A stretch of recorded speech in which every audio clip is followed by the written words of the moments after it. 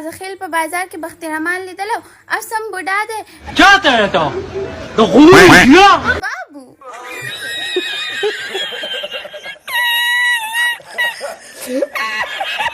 دا راته ووایه چې ته ولې دا کچه کچه خبرې کوې عادت یو نو هسې ترورې سمې خوږې خوږې خبرې دي ترور خو به د هغه نیایي خاص ځلان وړه زه نه یم په کومو کومو طرفونو باندې اخلي پدیم کوي او پدیم کوي اوف الله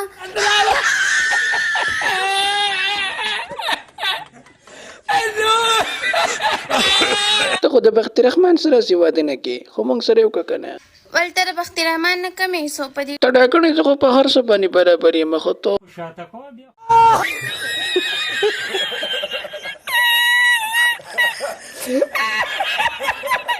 مړه سکور خو دې پینو رانیږي